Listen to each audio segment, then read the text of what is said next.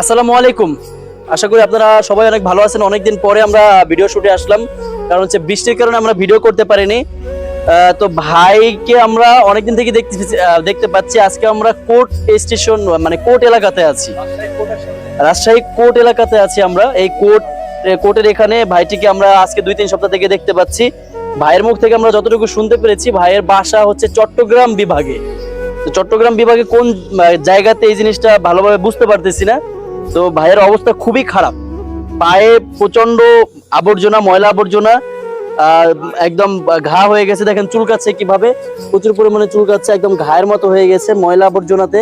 তো আমরা চেষ্টা করব তাকে একটু ফ্রেশ করে তাকে ভালোভাবে সুন্দরভাবে একটা রূপ দেওয়ার। তো ভাইকে আমরা চেষ্টা করতেছি, ভাই খুব সুন্দরভাবে আমাদেরকে সাহায্য করতেছে যতটুকু সম্ভব।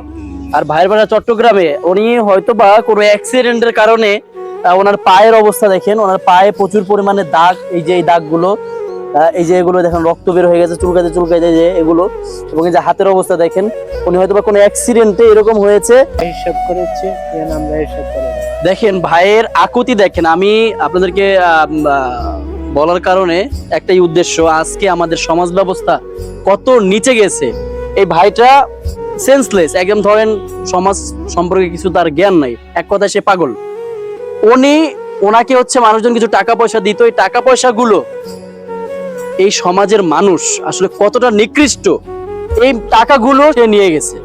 সে ভাইটা বারবারই আমাদের শুরু থেকে বলছিল, আকুতি করে, যে ভাই আপনারা কি ওই রকম নাকি, যে ওই প্রথমে আমাকে এভাবে কাপড় চেঞ্জ করতে এসে আমাকে টাকা পয়সা নিয়ে গেছে, আপনারা কি ওই রকম আমার টাকা পয়সা নিবেন নাকি। দেখেন সমাজের মানুষ আজকে কোথায় গিয়ে পৌঁছাইছে।